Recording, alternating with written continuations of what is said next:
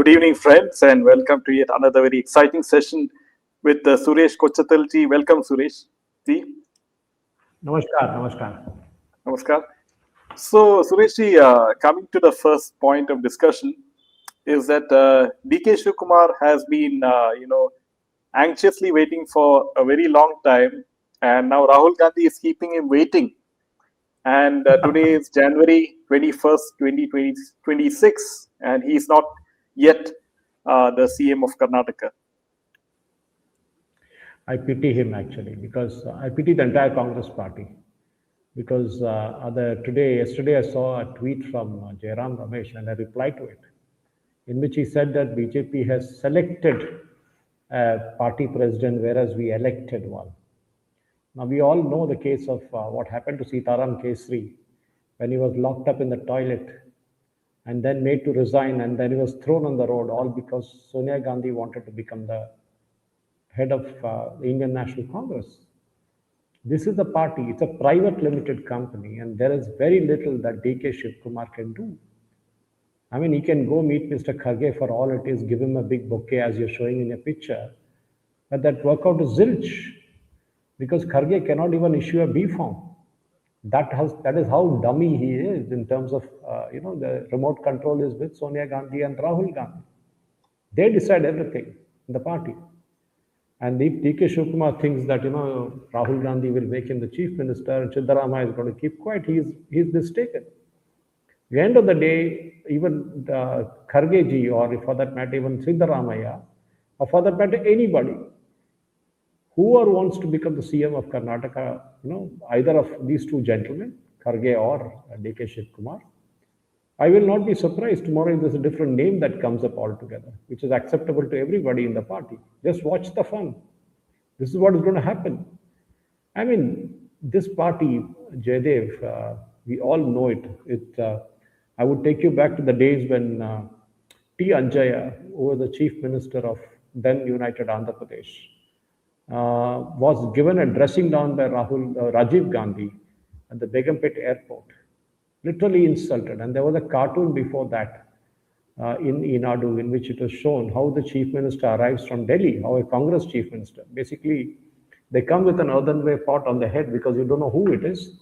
And once they land at Begumpet airport, they break the pot and then you know he is the chief minister. That is how they used to be appointed those days. I mean, there are very few people who stood up to the dynasty. K. Karunakaran was one such example. Rajshekar Reddy was another one. But they all paid the price for it. P.V. Narasimha Rao was one who stood up to the nonsense of this family. And what happened after he passed away, they did not even allow his body to enter the AICC headquarters. Forget giving him a funeral in Delhi, which was given to even Sanjay Gandhi, who is not even holding a constitutional post. That is how this family is. They treat this as their personal fiefdom.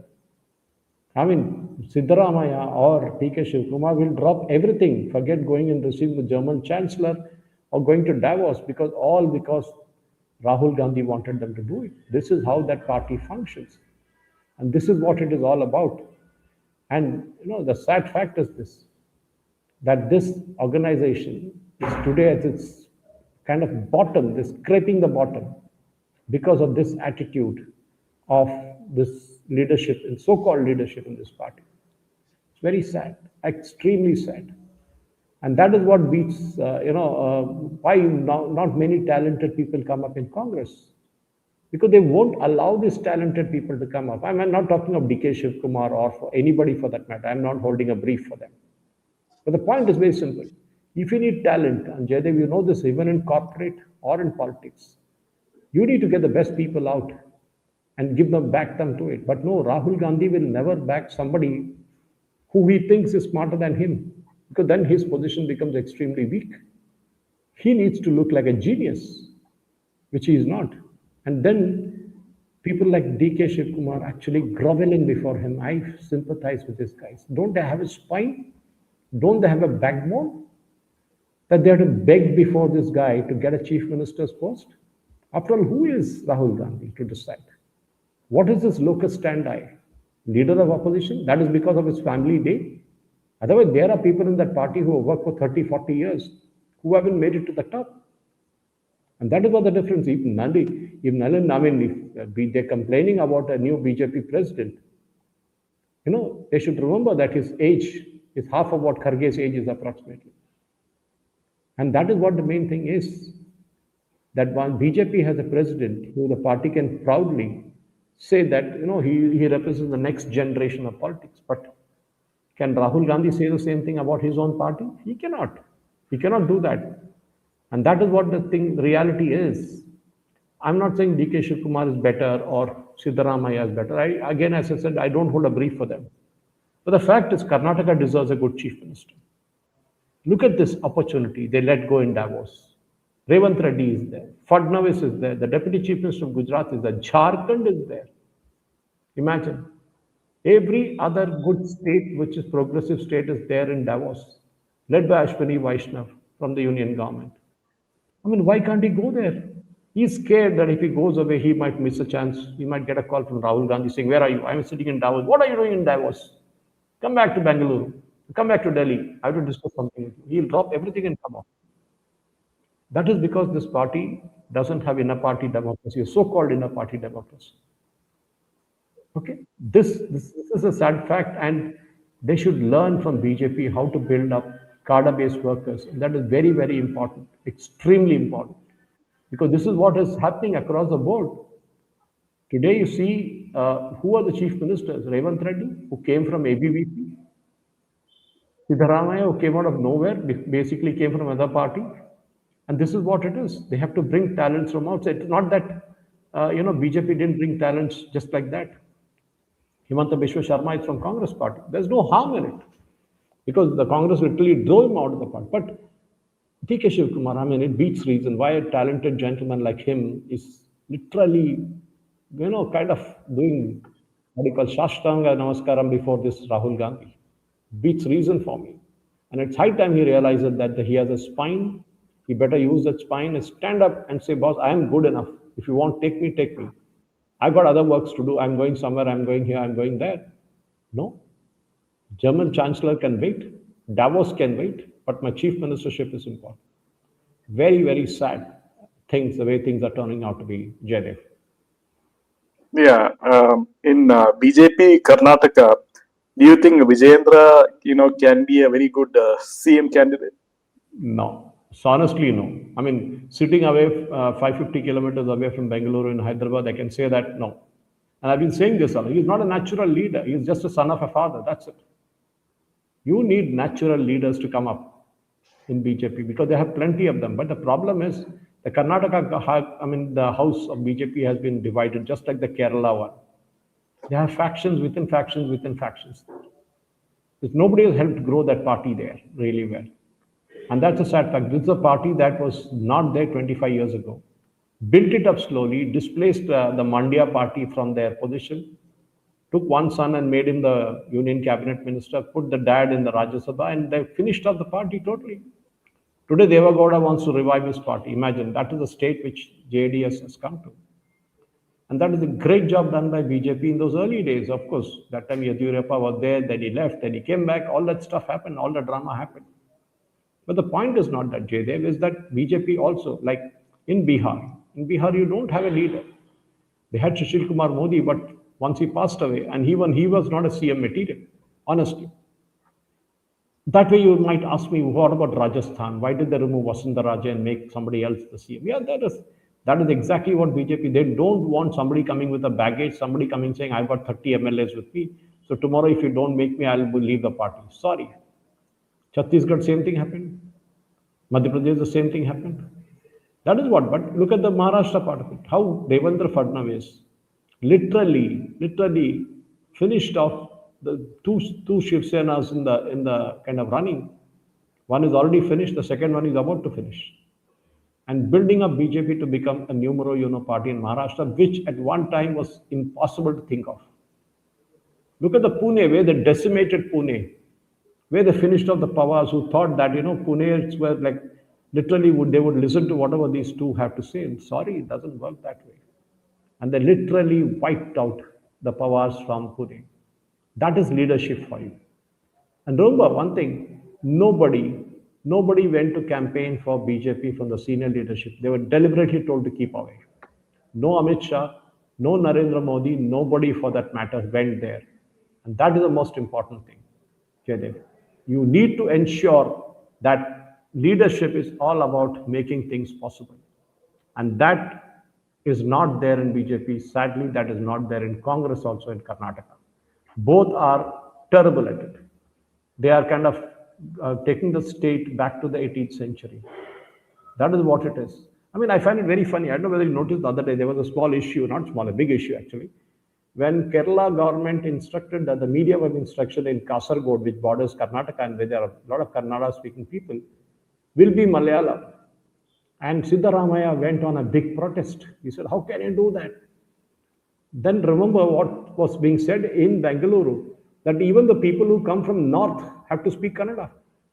Arey boss, you decide which one you want to be. You decide whether you want Kannada to be a language for everybody or only for those people who know Kannada. But then you don't protest about what is happening in Kerala then. The Kerala CM is insisting on the same thing which you are insisting. And that is the best, that is the sad part about it. And this is what it's all about, Jaydev. It doesn't really work this way. I think Siddaramaya knows his time is up, and definitely more than enough, the others also know, and especially DK Shivkumar knows that he has to bide his time till the Raja decides that it is fit for him to move on. Yeah, so coming to the next point is now there has been some, according to Uddhav Thackeray, that Eknath Shinde is actually wary of the BJP, and there's a tussle within the NDA over the mayor's post. So, do you see anything? How do you see Eknath Shinde and Uddhav Thackeray is so bitter about his defeat that he's trying to somehow, create doubts in the mind by saying Eknath Shinde and Devendra Fadnavis is not getting along. So what? See, end of the day, as I told you, Devendra Fadnavis' strategy is very, very clear. He wants to finish off Shinde's in Maharashtra. He wants to make the Shiv Sena irrelevant except maybe in Mumbai and a bit of Thane. Because everywhere else, if you see, BJP has got a majority on their own in most of the corporations where they won, except for 2 or 3 where they will still need outside support. Pune, they don't need a Shinde. In Pimpri Chinchwad, they don't need a Shinde. In Nagpur, they don't need a Shinde. Nowhere for that matter. And that is the most important thing, Jaydev, is that they don't need a support of all these guys. And that, for sure, is a factor that everybody needs to think of. Because today, if there's somebody who can rightfully claim that he has brought BJP back in the race in Maharashtra, it is definitely Devendra Fadnavis. And he knows the long-term game. He said he cannot have this guy as a crutch. Gave 90 seats to contest in Mumbai Municipal Corporation, which is the Birhan Mumbai Municipal Corporation, to Shiv Sena, Shinde Group, and they won just 26 of those. Pathetic. And look at BJP's strike record, 63%. I wish BJP had kept most of the seats, but smartly enough, what they did was, of course, we all know that they gave all those Shinde seats, that is the Shiv Sena Shinde seats, to places where the Shiv Sena had a direct contest with Uddhav Thackeray.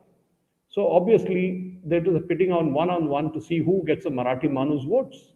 And therein, directly, it directly went to, we all know, Uddhav Thackeray. They did very well. Of course, there are 10 seats where the margins were less than 1,000 votes, 3 seats where the margins were less than 500 votes. And that is what it is. So possibly, Shinde would have got another 10 seats extra. That's fine. But still, the performance is pathetic. This is exactly what happened to Congress in Bihar. Larger number of seats were demanded. JDS, that time, JDU was happy with that fact that let it go like that because Congress will lose anyway. RJD knew that Congress will lose. End of the day, what happened? Congress pulled the entire alliance down, and that's exactly what they are doing in other states too. And in this case, Shinde actually pulled the BJP down in Maharashtra, specifically Birhan Mumbai Corporation. Otherwise, their influence is now just restricted to 2 places, Thane and Birhan Mumbai. Navi Mumbai, BJP won. They didn't need the crutch of Shinde there because it's a different city, it's a different kind of audience, and that is why they won there. So if the feeling of Uddhav Thackeray is that Fadnavis is trying to finish off Shinde. I'm saying it's correct. Exactly what he should be doing. Finish them off once and for all, just like BJP did to JDS in Karnataka, so that they will not rise up again.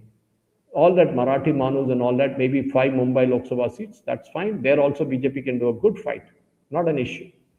Let the two. What happened when the two Pawars went together? Tell me, Jaydev. Both the Pawars, Ajit Pawar and Sharad Pawar, decided that in Pune and Pimpri Chinchwad and a few other places where their strong point is there, they would get together and they would finish up the BJP. Even though, imagine, this guy is an alliance.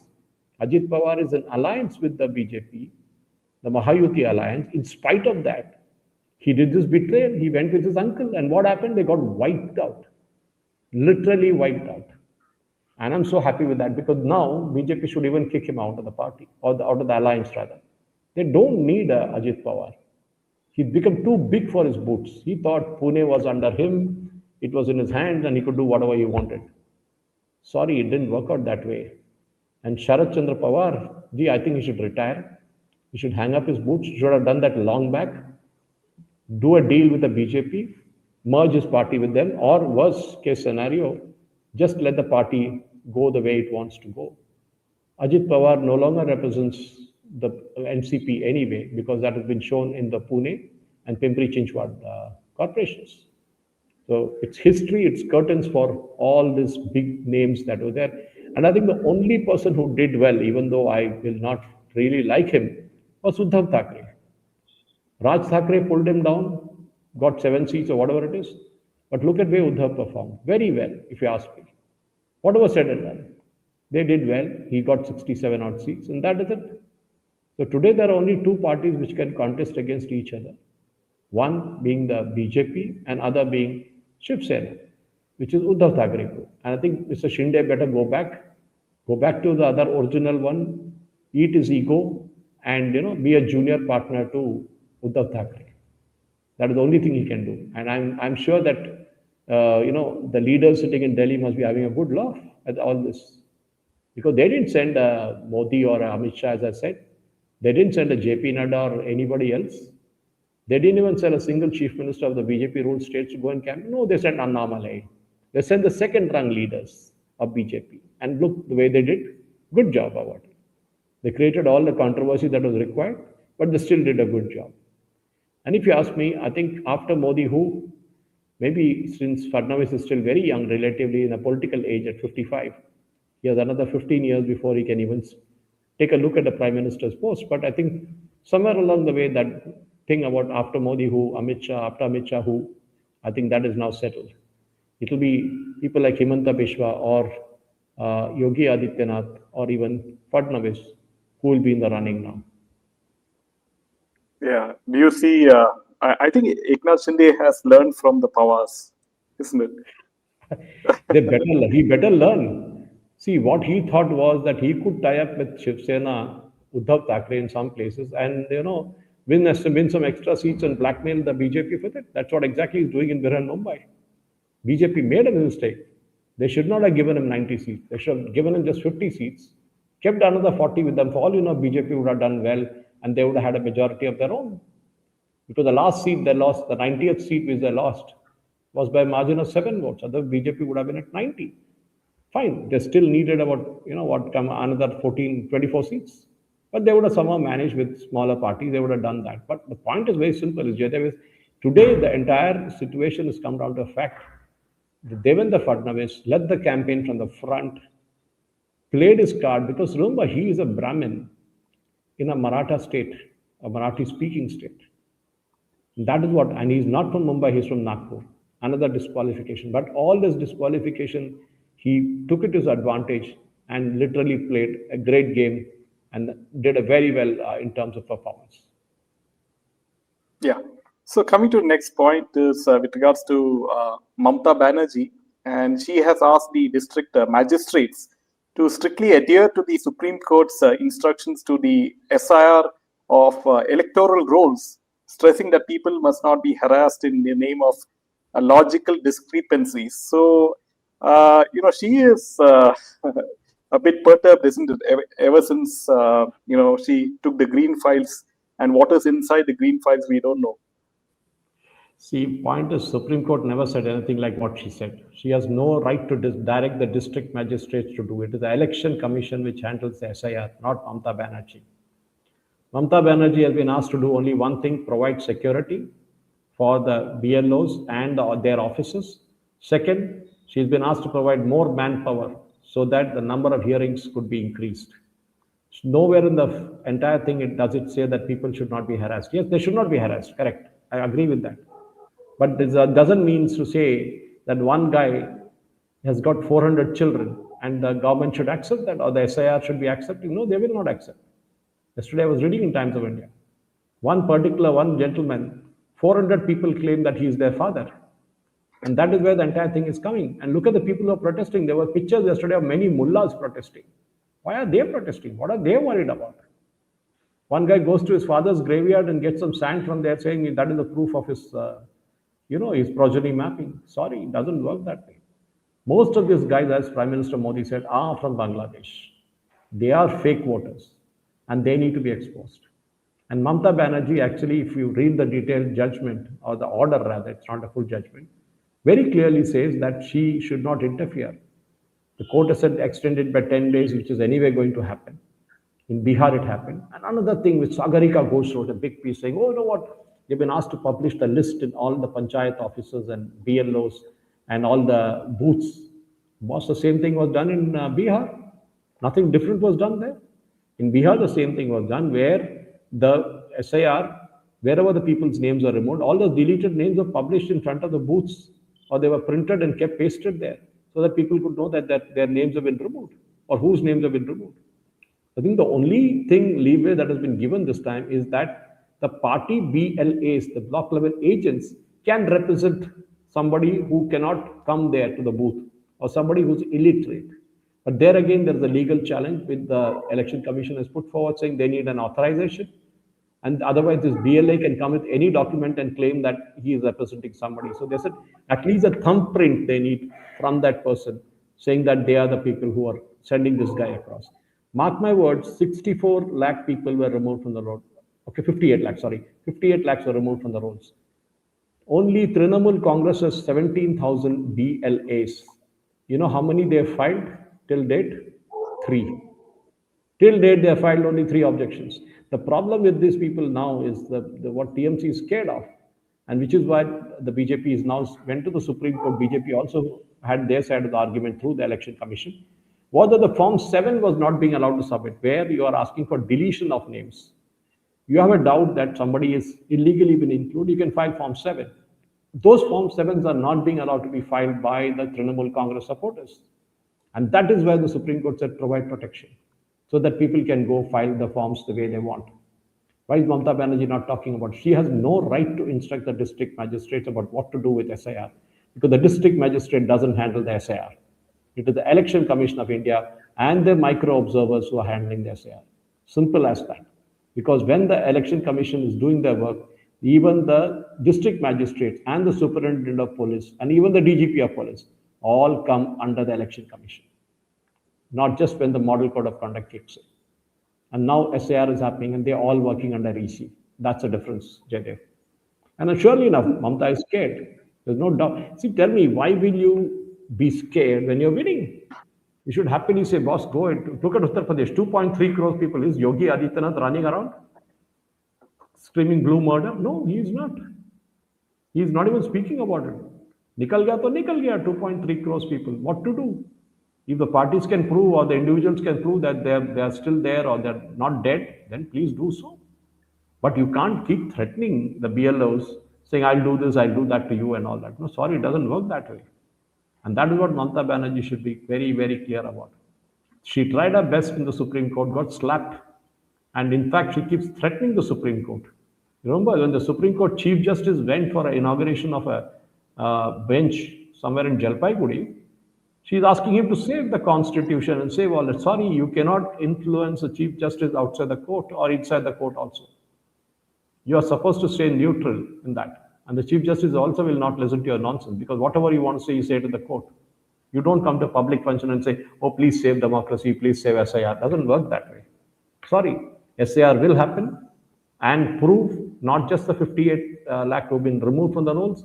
There's another 1.25 who've been called for the hearing. They better come for the hearing, and then they give their side of the argument. This is exactly what the Supreme Court said.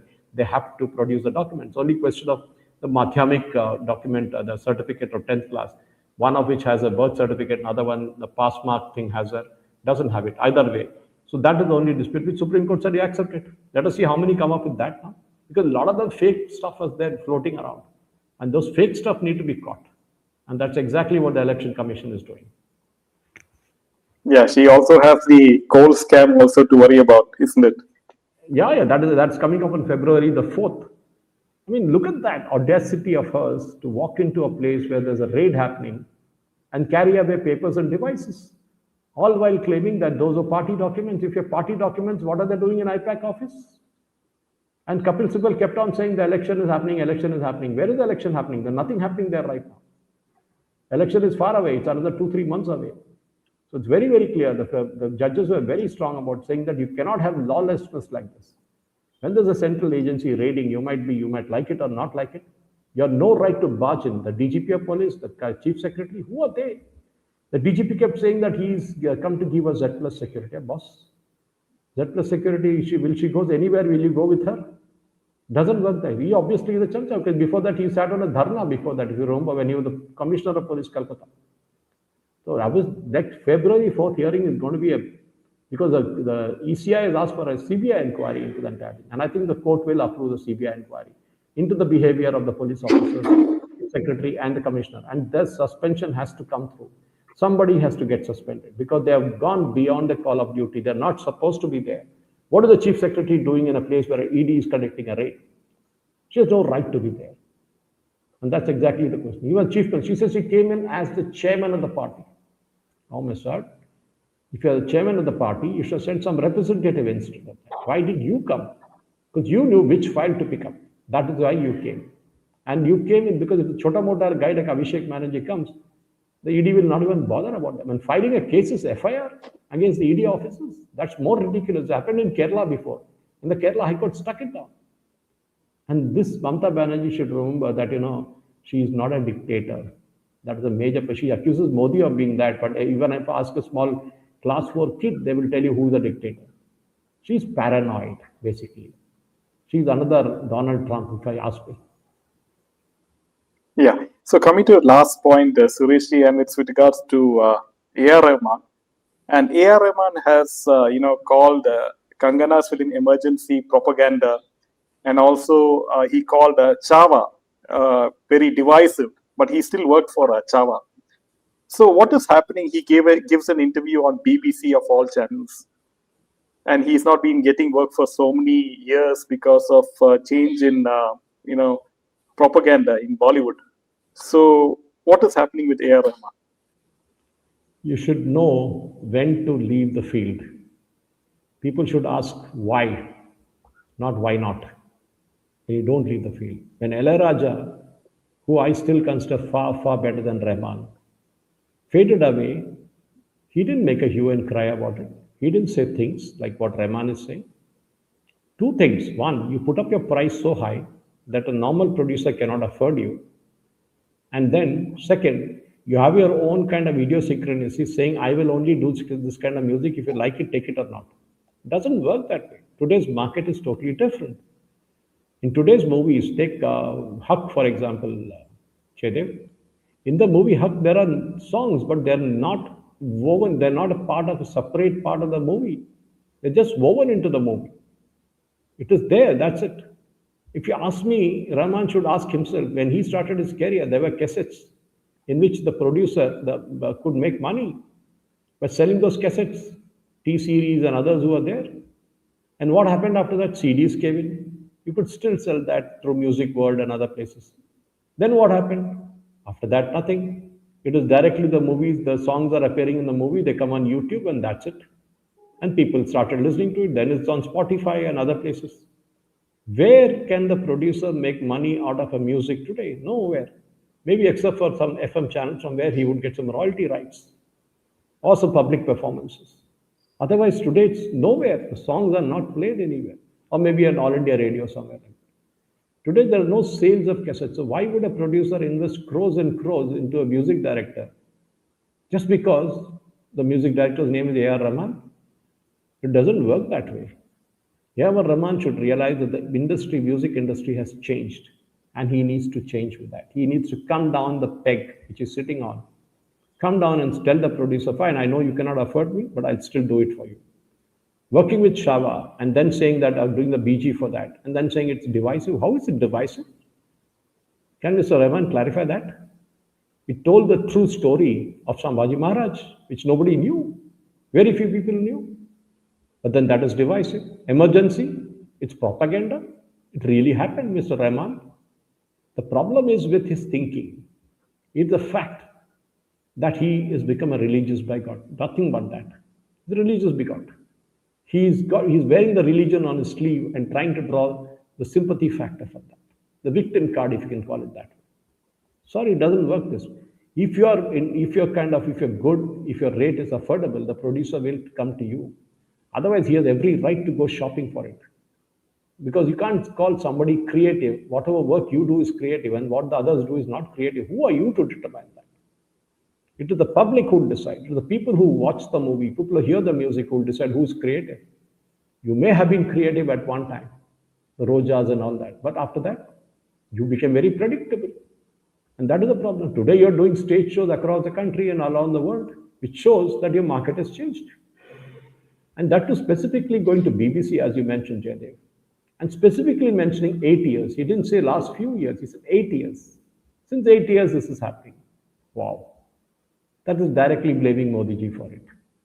And I want to ask this same gentleman, we never had problems with Salman Khan, Shah Rukh Khan, Amir Khan.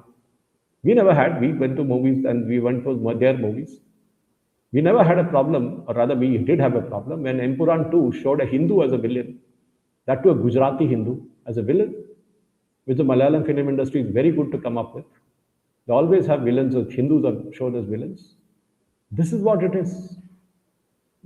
He should realize that the industry has changed. Sunil Gavaskar had to go at a certain time. When he didn't go, people started asking, boss, when are you retiring? That is a bit. When Virat Kohli knows or Rohit Sharma knows when they have to go, they will go. Today, Saina has announced a retirement from badminton. Should she say that, no, she'll stick around? She's seeing a conspiracy that she's not being selected because she's a Modi bhakt. Sorry, it doesn't work that way. When your time is up, your time is up. You got to leave. Otherwise, don't try and come up with all these excuses. And choosing a channel specifically like BBC and an anchor who is a Pakistani to ask you those questions, which have been decided before, and answers also obviously have been decided before. I mean, he's literally, and now he's coming up with various excuses saying he's been misunderstood. Sorry, boss. It was in clear English, very clear language, and the pictures are all there for everybody to see. You can't say that you're misquoted or misunderstood. You said what you wanted to say. The problem, you never thought there'd be a pushback against it, and that he would get exposed, and he really got exposed. And that is what AR Rahman is all about. Whatever goodwill he built up in the last 3 decades is just gone like that. Yeah, because he's doing damage control, because he's going to make the music for this film Ramayan. And yeah. Sorry, you go on, Jaydev. Yeah, and he says that Ramayana is Hindu, I am Muslim, and Hans Zimmer is Jewish. So, Dilip was his original name. You should remember. His nephews and niece still have the Hindu names. His sister Rehanna's 2 kids have Hindu names. They are Hindus. I mean, why is he trying to bring religion into this? That is the problem. It was his problem that R.V. Shekhar, his father, who was a legend in the Malayalam film industry, who brought in people, legends like Malamuli Krishna and S.P. Balasubramaniam into the Malayalam film industry. Music. He was a legend. Okay, he had his problems. He borrowed a lot, got in a lot of instruments for which there was a lot of stress on him, financial stress on him, possibly passed away at a very young age of 43. Just because of that, you don't change your religion. Just because your father believed in God. In fact, you remember that Jaydev, Rahman's mother and father, R.V. Shekhar and his mother, Kasturi, who's now changed her name, were married in Tirumala. Tirupati Tirumala. They were married there. Imagine. But later on, this hate for Hinduism becomes so apparent. We've seen Rahman in numerous dargahs across, including the Kadapa one. But you ever seen him in a temple? Never. I never seen him. Maybe you saw it. I'm not saying going to a temple would absolve him of everything, or rather he knows to go to a temple. No, I never said that also. But the fact that you're trying to play a victim card, that to an educated person who was in the industry for a long time, you priced yourself your market. You outpriced yourself. People cannot afford you in a field where the industry has changed totally. And that's what Mr. Rahman needs to understand. He knows it also, but he doesn't want to acknowledge. Yeah, that was a fantastic session, Sureshi, and thanks for coming. Thank you very And much. we'll see you again next week. Jai Hind and Jai Shri Ram. Jai Hind.